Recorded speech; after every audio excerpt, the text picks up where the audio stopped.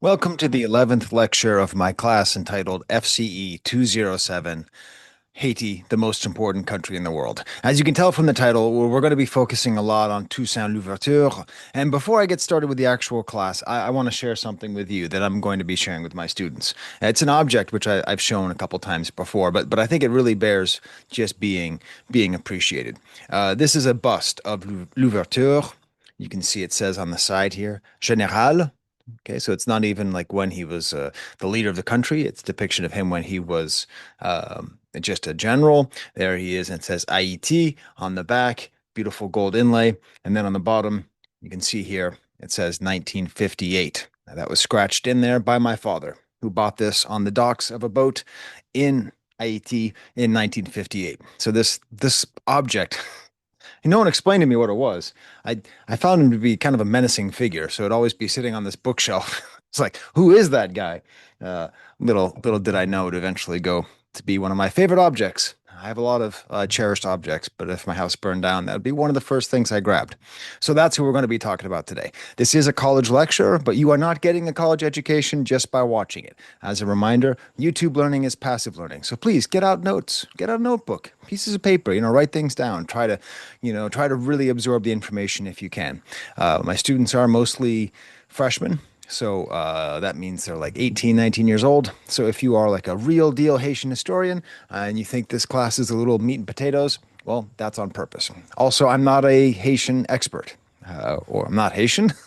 I'm not an expert on Haiti. I'm neither of those things. So take all of my lessons with a grain of salt. But let's keep going, right? Because we're making our way through. Let me just make sure that this is going to be sharing properly. Continue to share. All right. The rise of Toussaint. That's what we're talking about today. Students and friends, I am Monsieur Payne. My name is perhaps known to you. I've undertaken to teach about Haiti. I want curiosity and a thirst for complex understanding to reign in the College of Brockport. I am working to help that happen. Unite yourselves, students, and learn with me for the same cause. Oh, whoops. Repeat myself there. These are all the things we'll be discussing today. I don't need to tell you because you're watching. This isn't an actual class. If you are taking notes, this is how I insist my students take notes. Maybe they should have the correct date up there, but I'm calling this the rise of Toussaint. I like to tell you who my sources are. My main source for the Revolution is the Revolutions podcast. It's a very great synthesis of information. It's very engaging. And then I've taken a lot of quotes from C.L.R. James's The Rise of Toussaint, who's able to add some, I think, necessary context or ways of thinking about it. So we're talking about the years of 1795, 1796, 1797. These years marked the growth of confidence in him, that is to say, Toussaint, by the laborers in the North Province, not only as a soldier, but as a man devoted to their interests, whom they could trust in all difficulties that surrounded them, the man who was on their side in the struggle against slavery. By his incessant activity on their behalf, he gained their confidence and among a people ignorant, etc. I say this because there's a lot of different narratives that go on around Toussaint. What kind of guy was he? Was he just looking for power? Was he just a ruthless, cunning leader? Was he a triumphant hero in the history of humanity in the name of human dignity? I prefer a dialectical approach, and I prefer to say and. I think it's very possible to be both things. But C.L.R. James is always the person who I think of as carrying this great weight and this great voice in favor of this very favorable reading of Toussaint. I just spent a lot of time in the last class explaining how Toussaint wanted to continue the plantation system, which we will talk more about today. So these things can be complicated. A couple more quotes from Toussaint from James about Toussaint. Toussaint also, we'll see this is going to be sadly rare throughout much of Haitian history, was very much not interested in revenge. Now, whether or not this was a tactical desire to avoid revenge, a humanist desire, we don't know. But he was famous for saying no reprisals to his officers and after every campaign. And that even extended to the whites, as we've learned, and as you hopefully, if you're listening along, you should have listened to the 10th and the 11th episode of the Revolutions podcast, okay, if you want to keep up. Um, So he was already like allowing whites to buy back property, to lease property, to benefit. He had this relationship with them. And here it says, what these whites, with their memories of the past, thought of being looked over, examined, and granted posts with such assurance by a former slave is not known, but there's no record of any disrespect or open hostility. If nothing else, Toussaint's story is the story of somebody who knew how to be diplomatic in many different situations. I would argue one of the greatest diplomatic forces in the world based on the amount of anger and hatred and murder that were going around him at all times, how he managed to toe the line. Anyways, where were we? Where were we in the last class? I try to find random memes. I don't, is this a Bug's Life? What movie even is this? I just found this random GIF. Where we left off, France beat Spain in war, which meant part of the thing that Spain gave up was the rest of the island of Hispaniola. So you might be sitting there thinking, no, there's still the Dominican Republic. That's still Spanish. It is. We'll get there. But for right now, as of 1795, it's all part of Saint Domingue. Santo Domingo becomes Saint Domingue, spiritually. So what's going to happen to these two leaders? These two leaders of slave armies who are there from the day one, from 1791. Like what's going to happen to them? What are their options? Because they threw their lot in with Spain. As a reminder, that seemed like the best thing to do at the time. It seemed like France was not going to win whatever wars it was going to have. It was too isolated. Spain was very strong. So why not go with a new group of people as opposed to the French? Because we've already seen what the French will do to you if they're in control of you. So they sided with the Spanish. Toussaint did as well, but he switched over to the French in 1794. A very smart move in the end, right? I mean, uh, if there's if there's one thing, I apologize that I have to I'm going to pause the recording and grab my mouse so it's not a shake. That's better. So one of the things that we're just going to keep on popping up with Toussaint is up until a point, it seems as though he makes every single possible right move at exactly the right time. And not just opportunistic, but having vision and seeing how things are going to play. And what makes him one of the great tacticians, in addition to one of the great diplomatic figures in difficult times. As we'll see, one of his nicknames is the Black Napoleon. And that's not really an exaggeration. It's amazing. Okay, let's get back to Jean-Francois and Biassou, the largest leaders of these slave armies, right? So they were offered two things. They could have just worked underneath Toussaint for the French, even though Biassou used to be over Toussaint. He now would be underneath him. Or they could just jump over the French again and join the British. And if they joined the British, they'd just be another general. They wouldn't have this. At this point, Biassou had this huge mansion. He was all happy and comfortable. None of these things seemed great. Spain just said, "Hey, we'll grant you freedom, and you can just go live somewhere in our empire." And they took it. Biassou moved to Florida. That's right, Florida. The place in America. He ends up dying there. He had a plantation where he enslaved a lot of people. Again, people can contain multitudes. I really don't like the idea of seeing history in terms of black and white, in terms of good guys and bad guys. You can have bad guys that do good things and good guys that do bad things. Biassou had his hand in freeing 500,000 people, like a huge hand in freeing 500,000 people. And even if he tried to trade in their freedom for his own at a certain point, and even if he would go on to enslave people, we need to have this, again, I'll go back to that term dialectical. We need to be able to hold two things at the same time. He can be a hero and a villain in a different way. And speaking of villainous actions, he dies fighting against the Seminoles. So there you go. Jean-Francois, he goes to Cuba, but the authorities there are like, get this leader of slave armies out of here. The slave trade's working quite nicely here. We don't want him here. So he ends up going to Cadiz in Spain and he dies penniless because they let them free, but they didn't like set them up. So where were we? The state of play in 1794 looked like this. We had various little incursions from the British, different port towns connected by the British, not enough to take over the whole place, but they're there. Rigaud is in the south, holding things down with his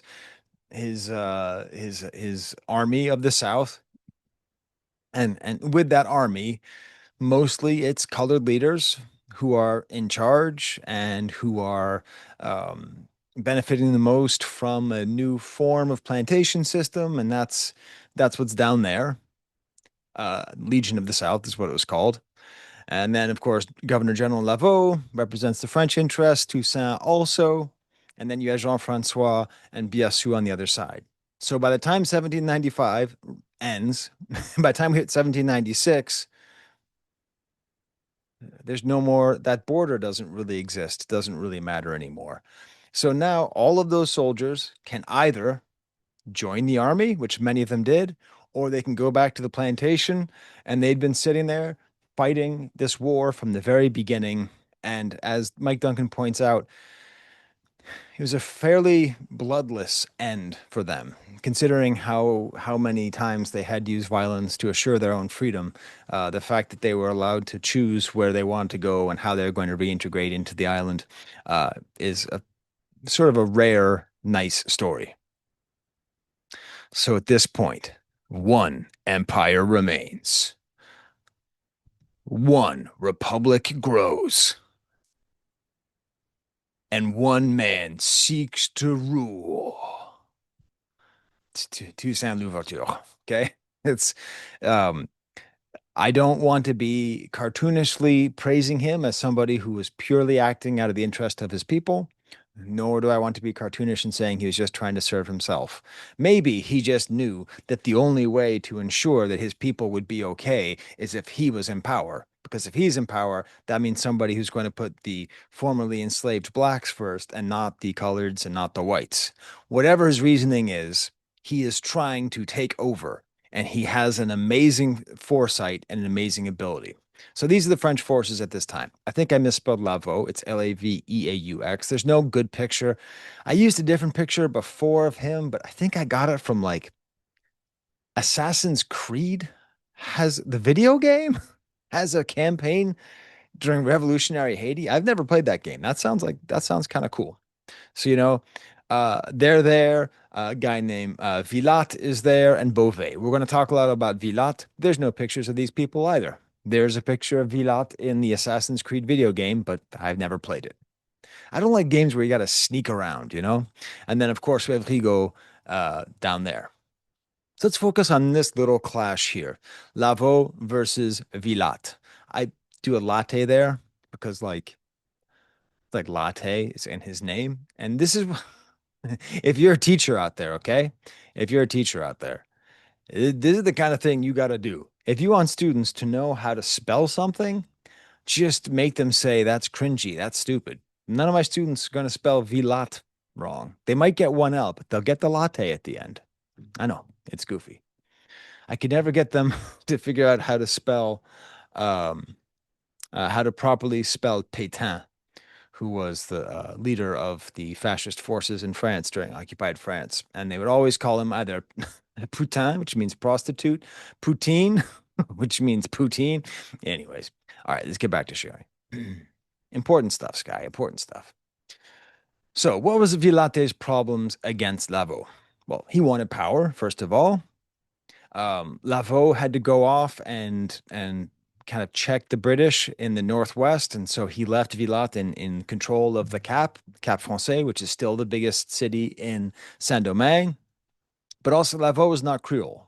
Not only was he white and French, like he was not from there. And, the coloreds want control. They want control over the island. They want freedom. So he saw him as the great, as even though Vilat was like just one step below Laveau, the same level as Toussaint, a brigadier general. I mean, Laveau himself sent off the information to France saying this is what they need to be called, and France confirmed, that these guys were brigadier generals just below Laveau, representation on the island. So we have Vilat tried to take out Lavaux. It's going to be this point where I assume you know what a coup d'etat means. If you don't know, coup is a French word which means strike. They use it for everything. Like a headbutt is a coup de tête. A punch is a coup de poing. It's like a strike with a fist. A sunburn is a coup de soleil. So they use this. So it's a strike of a state. And this kind of represents the first real coup d'etat.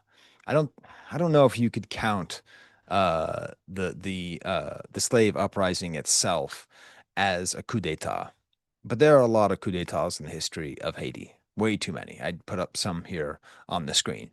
So this is an interesting kind of announcement of a theme that will be coming up throughout the rest of this class. Because yeah, I'm taking us all the way to 2025 in this class, everybody.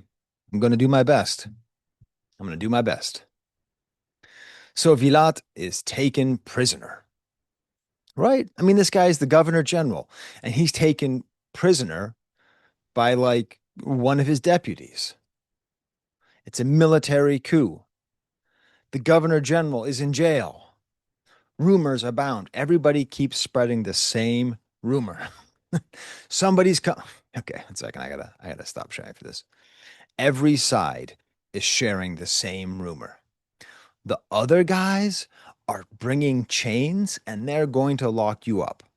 Now, if you read C.L.R. James, uh, one of the issues with this book, beyond the sort of outdated terminology, is he seems to have sort of a real contempt for the lack of intelligence of the just common, formerly enslaved person, right? But I don't know if it's like, I don't think it's insulting. It's more like a frank understanding that, they've been deprived of education, so therefore they don't know many things, therefore they might be easier swayed. But there's something about the way C.L.R. James writes this that it wouldn't be it wouldn't be okay if I said the things that he wrote. You know what I'm saying? But whatever. Times have evolved. Um, and I don't. Maybe he was more accurate. Who knows? But what I do know is that the way he depicts it and the way it's generally depicted is that like the colored forces were saying that the whites were going to enslave them, and the Spanish forces were saying the French. Everyone was trying to say the same thing. So Vilat said they've sold you out to the British. There's shit. I mean, they sold you out to the landowners. There's French ships, and they've got chains, and they're going to just lock us all up unless you fight for us. And the same thing was said about the other side. There's some kind of metaphor there that people in power want to keep the powerless scared into doing what they want them to do. I'm not saying that's always happening or that that's happening right now, but it is. Let's get back to Vilat. Who will save France? Because don't forget, Lavaux is a representative of the French state. He is France in Saint-Domingue. Sotonax isn't there. He's basically the most France there. Who will save Saint-Domingue? Who will save Lavaux? Wait, what happened? Why is my screen blank? Why is my screen blank? Who will save Lavaux? Who, wait, what are we expecting? Of course. Of course it's Toussaint. It was always going to be Toussaint. So, uh, for tomorrow's class, geez, sorry, my computer's acting a little weird. This is the Black Napoleon versus the colored Brigadier General. Just so you know, Napoleon is around right now. He has yet to assume power. Right? Yeah, at this point, not yet. So, the term Black Napoleon, um, they were both sort of making their rise at similar times, but not exactly at the same time. But that's the term that's used. He wins. He is able to just, if you read C.L.R. James's tale of it, like he had everyone just so terrified, they basically just like gave up before he even got there. And that the whole thing, he knew it was going to happen and that he was happy about it happening because he became the hero of France. Napoleon, he was the hero of France. Toussaint was the hero of France. Lavaux called him my hero. Toussaint used to say, after the good Lord, it's Lavaux. So he became the hero. So I'm going to ask my students, explain how Vilat's coup helped Toussaint. So how did it help him? It showed that okay, I'll stop the share. This victory showed that Toussaint's army was so strong that Villatte, who was a general of the same rank as Toussaint, didn't even want to start a fight with him. Even thinking there was going to be a fight with him caused him to give up. He ran into the woods and freed Lavaux. That's what happened when he heard that Toussaint was rising. So he has more faith from Lavaux when he already had faith. The Republic is going to hear about this, consider him to be their man in Saint Domingue, the one that they can trust. The other armies must be thinking he must be the most badass guy in the world because he was able to kick everybody out. The British must be gaining fear of him. It like is able to keep his legend growing and growing and growing as he becomes this unstoppable force. Thank God Lavaux did that. Thank God for Toussaint that happened. I mean that Villatte did that because that allowed him to show off how powerful he really was, how dedicated to the Republic he really was, how dedicated he was to his people, how honorable he was to his superiors. Amazing, an amazing moment in history. And then they send another commission. My students, my poor students, most of them are freshmen from like, Western New York. They're coming right out of high school, and I'm giving them so many dang commissions. They're a good group of students, though. So the ones that matter are Raymond, who we've already talked about in this class. I think in class number 4, he was a colored landowner who went and fought against racism in France all the way back in 1785. And on this very program, this very channel, I said 1885. He's not a time traveler.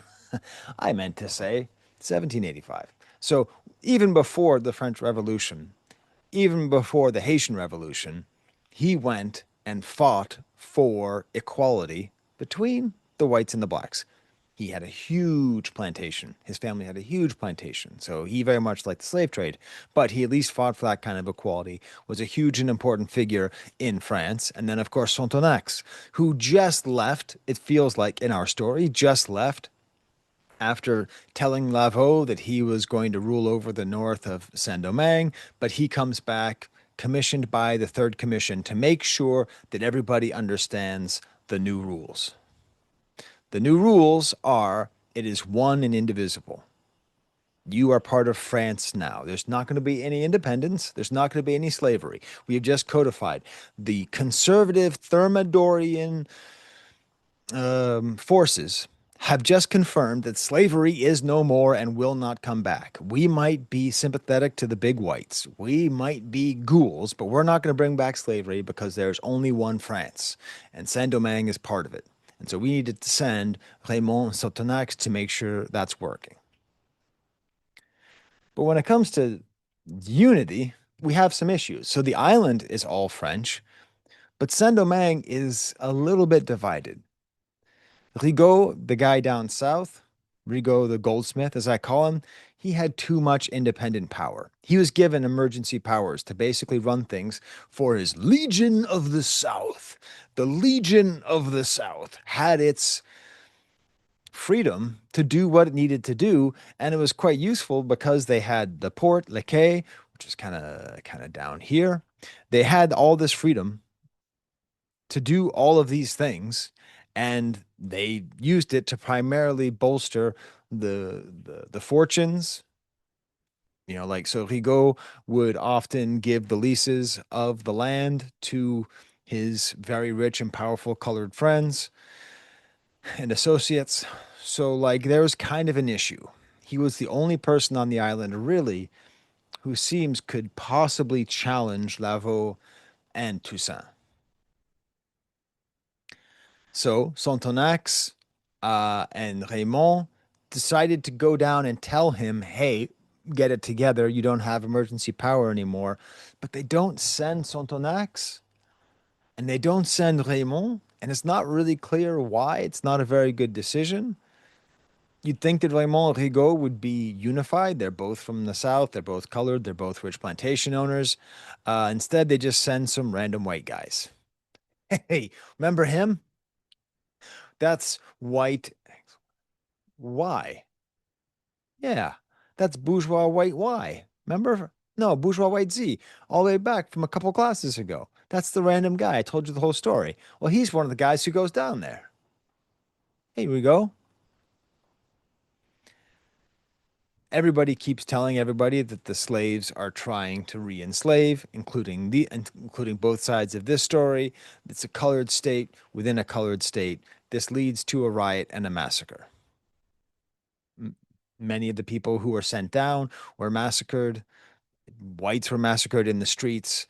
The idea of having to bend to the will of the North was not going to happen. So Rigaud wins this round. But the powers in the North, we have Toussaint, we have Lavaux, and now we have this new commission back with Sontonax. They start auctioning off land, and who buys most of it? So I have a Hornet around my computer. I want you to go back. If you've not seen my last episode, I go into great detail into the plantation and the counter plantation model. I will summarize it here because remember how I said that YouTube learning is passive learning and it's not the same thing as actually learning? One of the things you don't get with YouTube is repetition. Repetition really helps for learning. So let me remind you the way that land worked at this point. What happened to my hair? The former plantations were considered abandoned. They were then leased to people who were able to pay a certain amount of money up front, and they leased the property. The former slaves were compelled, basically forced, to still work there for a quarter of the profits. The state got a quarter of the profits, and the lease owner got half of the profits. So in the South, Rigaud gave most of it to his colored generals and associates. In the North, it was mostly Toussaint giving it to his generals in the Black Army. Sometimes there would be former white slaveholders who would be allowed to come back and lease the land themselves. And we'd have the weird situation of a former slave master paying a former enslaved person on the same plantation doing the same job, asking the question, is this real freedom? Don't you dare worry. We're going to get back to this. But watch that last episode because the counter plantation model is going to be the one that's going to end up taking over, but I'm not going to explain it a second time here. Okay. So who buys most of it? Black Army officers. Meanwhile, back in the Hexagon, back in France, how many times is this going to keep happening? Trying to tell the story of the Haitian Revolution is just all these constant interruptions by things that are happening over in France, in the part of France that's in Europe. They ask the question, who should be elected to represent Saint-Domingue in this new council they're forming? This representative body. This representative body. Who should represent Saint-Domingue? Well, there's lots of people who probably should. Toussaint has a great idea. Hey, what if we sent, just hear me out, Lavaux and Sontonax, his two biggest rivals? What if we sent them? So, this could have been a great big showdown between Lavaux and Toussaint. Even though he was loyal, Toussaint wanted that power. At some point, it might have been leading up to some kind of conflict, but no. Lavaux accepts the nomination and he goes off to serve in the 500. And then we have Sontonax, who's also known as, in some places, the Emancipator. Okay, because he's the one who declared emancipation. Part of what the podcast was emphasizing, and what I want to emphasize here, is that there is a real battle for the hearts of the Black population, the 500,000 plus people. Okay, the leader has to have their heart. Is it going to be Toussaint as the smartest, strongest, most cunning ex-slave, ex-enslaved person? Or is it going to be Sontonax, the guy who came from France, put his neck on the line, and eventually ended up doing the right thing and freeing everybody? This is a real competition. And so Toussaint successfully gets him nominated to the Council of 500, but he decides to stay. Sontonax decides to stay. I think I'll stay. Zoot. That's a very modern expression. It is unlikely that Toussaint said Zut. This is the power struggle that is happening up in the north. It's kind of a friendly power struggle because they are friendly with each other. They probably actually like each other, but it's a struggle. And there's a lot of different things that they're doing in different ways. Sonthonax is trying to build schools. Toussaint is trying to build an army. Sonthonax is trying to create a justice system. 25% of black men in Saint-Domingue are part of the army. And this is part of the question. What would you choose if you were a former slave? Would you choose to like serve in the army where you like get food, you're part of Toussaint's army, there's a lot of looting going on, so you get to keep what you can loot. Like, or do you want to go back to cutting goddamn sugarcane again? It makes sense that there was such a high participation amount there. I think you could boil it down to Sonthonax had an emphasis on civil life, and Toussaint had an emphasis on military strength. And this is like maybe one of the great sad things about this point in history was that they did not have the resources or the capacity to do both. Because what they needed, I mean, do you know what the schools were like in Saint-Domingue before 1791? Sure you do. There weren't any. There were no schools. Why would there be schools? Why do you think all of the colored elites would send their kids to Paris to study? There were no schools. Well, what about the justice system? There was no justice system. There's nothing there. All those things needed to be done. But also, we have the goddamn British Navy knocking on our door, ready to take us over and reinstate slavery at a second. And as we'll see, France might try to do the same thing. How can a former enslaved people survive without an army? So they need the army to protect themselves, but what they're protecting is something that does not have enough civic infrastructure to be a thriving country. Like they're constantly having to make these kinds of compromises. Who is the real hero of the revolution? Sometimes there would be insurrections against Toussaint's power, and the people would shout, "Long live Sonthonax." You know, the sugar must flow, equality must reign. You know, I think they both understood the importance of equality. They both understood the importance of the sugar trade. But I think the way that it's at least the way I understand it, and this is, you know what, if you are a Haitian expert, if you are either A, like Haitian, or if you're an expert on Haiti, tell me if this is an accurate way to say it, that they both believed in both of these things, but that Sonthonax put more of an emphasis on establishing equality and some kind of civic infrastructure, and that Toussaint put more of an emphasis on rebuilding the plantation system and keeping the army going. Meanwhile, back in the hexagon, the big whites are kind of back. Like later, there's another kind of revolutionary thing. I don't even want to tell you. Who cares at this point? Get your shit together, France. The big whites, though, the former lobbyists for the big white interests, start to have more say. They managed to stop Belly, who, if you remember, was the first black person to speak to the American government or any European government. He is also one of the 500 representing Saint-Domingue. So is Laveau. The lobbyists for the old plantation owners start to have more say, and they're very convincing. They say, we need slavery, the sugar needs to flow, we need this money for our republic, and it seems as though they might be having some amount of success. And Toussaint hears about this. Now, Toussaint agrees that the sugar must flow, but not through slavery, through the plantation method that he and Rigaud are using, right? So this arrives in 1797. And this prompts him to write his letter to the Directory. Actually, no, this is a different, yes. So he makes a few points. One, free blacks are the French army in the colony. So if France reinstates slavery, it loses its entire army, and England can just come right in.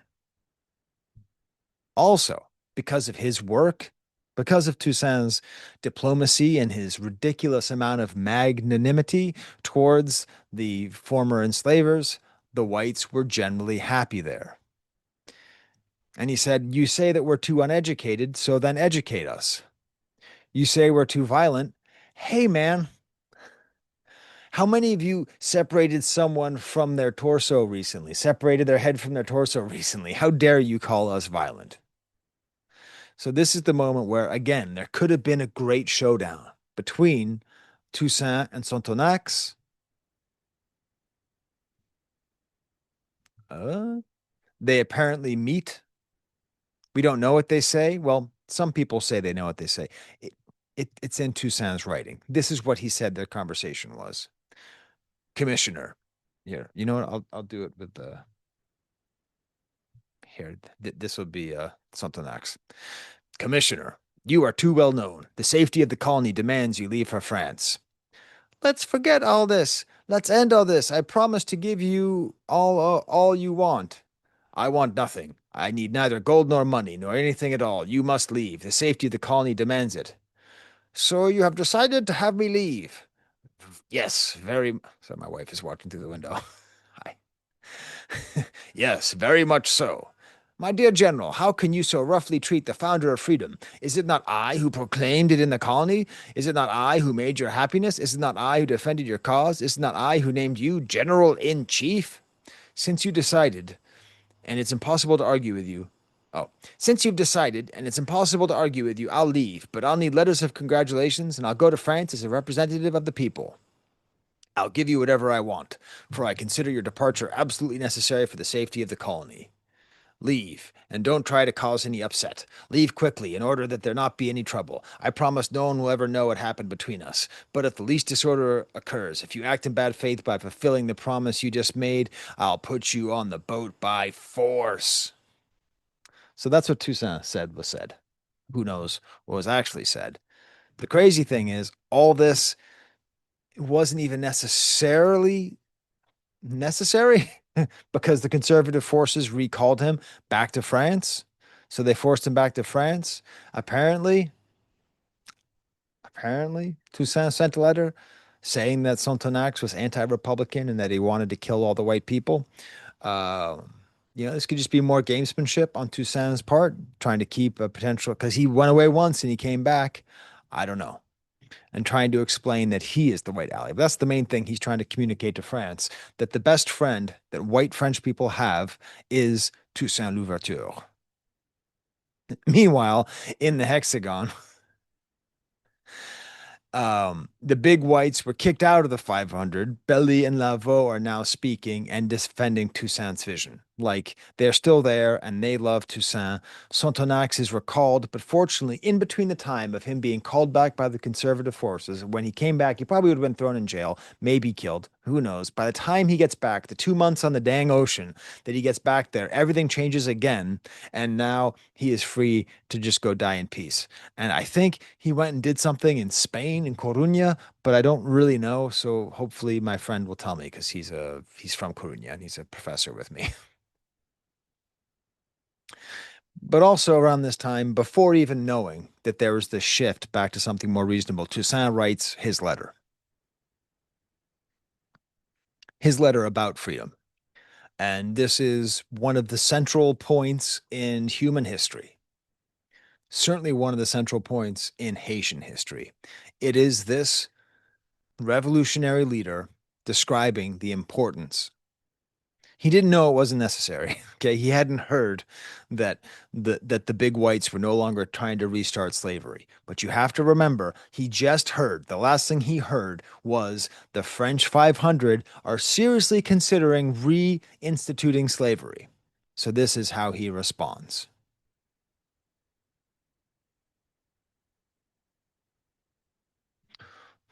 First, he tells them that they are traitors and supporting England, all the big whites. And then he gives this kind of claim. I just want to take 1 second because I've talked a lot about art history in this class. And Mike Duncan makes this amazing parallel, which I just want to do too, because I like the way that he does it. We've already talked about Jacques-Louis David, how he was there during the French Revolution at the tennis court. Go watch class number 5, how he was there and painted Marat, who was a counter revolutionary, who was killed by a counter revolutionary. And he was there drawing Marie Antoinette when she was on her way to get her head cut. But Mike Duncan makes a comparison between Toussaint and this painting, which was very popular in France at the time, also by David. This is Brutus over here. And he is exhibiting what is called stoicism. He is just completely accepting and understanding, but also heartbroken that his two sons had to die for his country. This is seen as a not even a choice. This is a kind of classical ideal where when you know what's right, you have to do it no matter what the consequences are, even if they're personal consequences. So, the women over here are supposed to represent are sort of less evolved. The women and children are all crying and screaming about their kids being dead. But Brutus over here just has this silent acceptance and won't even look because he knows he has done the right thing for Rome, right? So Mike Duncan compares that to this letter, and I like this idea. I like this idea a lot. You will see there's a resolution, unequivocal, this is from the letter, and carefully constructed for the restoration of slavery. You will see that their determination to succeed has led them to envelop themselves in the mantle of liberty in order to strike out more deadly blows. You will see that they are counting heavily on my complacency and lending myself to their perfidious views by my fear for my children. Because you see, Toussaint had sent two of his kids back to France. He had two children in France. So the whole time, these big whites have an amazingly easy target to try to threaten and terrorize Toussaint because he's thousands of miles away from his kids. Is it not astonishing, I continue to read, that these men who sacrifice their country to their interests are unable to conceive of how many sacrifices a true love of country can support in a better father than they, since I unhesitatingly base the happiness of my children on that of my country, which they and they alone wish to destroy. Mike drop. Do you understand what he's saying? He's saying, I have to be ready to let my kids die to serve my country because I would not have them live anywhere except a country that I am fighting for. And if their death is necessary for that, I would rather them die than live in a France that is not the kind of France that I envision. It's perfectly in keeping with the time and perfectly understood his audience. I'll read you some more from it just because it deserves to be read. I'm not going to read this whole thing to my class, so here you go.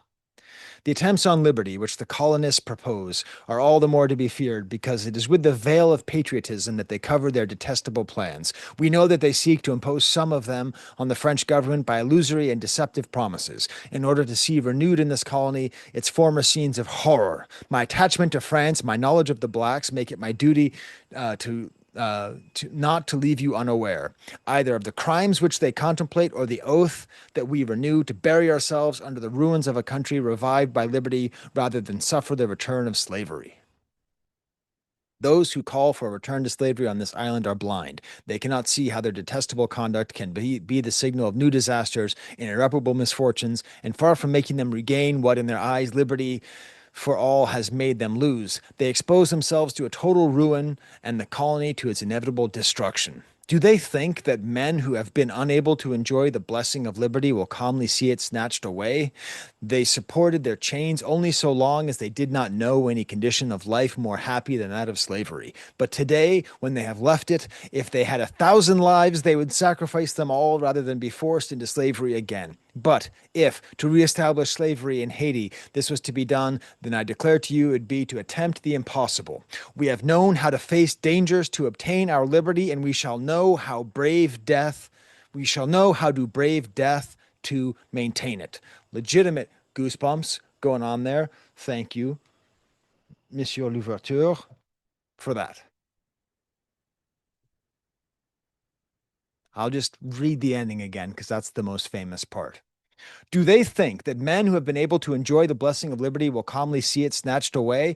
But no, the same hand which has broken our chains will not enslave us anew. France will not revoke her principles. If to reestablish slavery in Saint Domingue this was done, then I declare to you it would be to attempt the impossible. We have known how to face dangers to obtain our liberty. We shall know how to brave death to maintain it.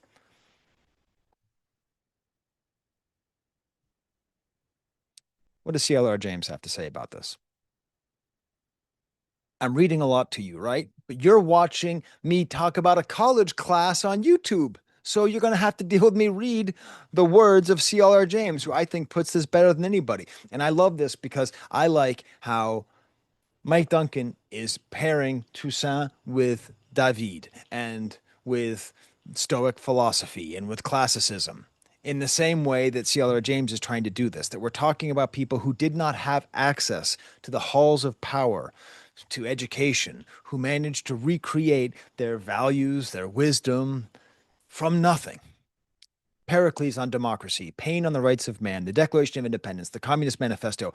These are some of the political documents which moved men and will always move them. For the writers, some of them, in spite of themselves, strike chords and awaken aspirations that sleep in the hearts of the majority in every age. But Pericles, Tom Paine, no relation, Jefferson, Marx, and Engels were men of liberal education, formed in the traditions of ethics, philosophy, and history. Toussaint was a slave, not 6 years out of slavery, bearing alone the unaccustomed burden of war and government, dictating his thoughts in crude words of a broken dialect, written and rewritten by his secretaries until their devotion and his will hammered them into adequate shape. Superficial people have read his career in terms of personal ambition. This letter is their answer. Personal ambition he had, but he accomplished what he did because, superbly gifted, he incarnated the determination of his people never to be slaves again. Okay, well, why do people say this is such an important book? Because of writing like that. Because we have this letter, and what do we do with it? How do we conceive of it? How do we see it? We see it with Pericles on democracy and Paine's on the rights of man. Toussaint's letter. That's what it is. So what do we have left? We have Toussaint. Sonthonax is gone. We only have Toussaint, Rigaud, and the British. In the podcast, it was well mentioned that when a common enemy leaves, people often fight amongst themselves. That makes sense. You know why Lavaux and Villatte started to fight against each other, why Toussaint started to get a little bit more froggy, you know. So we're going to see what happens when the British eventually leave. For my class, I had the story of these three characters. I'm going to have them finish those stories or continue them. What happened with them? And these are some ideas I have. You know, if you don't forget, I resuscitated Black X. He's okay now. He's a cultivator. Black Y, who used to be a chief, he became a slave army, actually a slave general. He helped to lay siege to Port-au-Prince. And then Z escaped with Big White X to Cap Français. As far as the whites and the coloreds, the governor general was in the Cap. Big White X was a refugee in the Cap. The lawyer was there. The slave driver was immediately murdered. The different slave driver, colored slave driver, the white slave driver were both murdered. The bourgeois, was in the Cap. The sympathetic house slave helped him to escape. And then I'm going to tell my students that they escaped to Philadelphia, right? That's an entirely possible thing they could have done. And then that they returned after Toussaint extended the amnesty. We're going to say that the plantation of Big White X is once again being run by Big White X. Okay? Let's just pretend. Except now he has to pay a quarter of his profits to France and a quarter of his profits to the cultivators. All right. There's my little fun idea, kind of keeping the story going. I hope you found this class entertaining. It's very nice out here. Um, Thank you to my dad for giving me this statue, which it is just really great. This is an amazing piece of art. All right. And I didn't ask him how much he paid for it. He wouldn't have remembered. He actually was on a tour of the Caribbean, and he was in Cuba, and he was at that like famous country club. So I'll let you do the math. Being in Cuba in 1958. All right. There's the camera.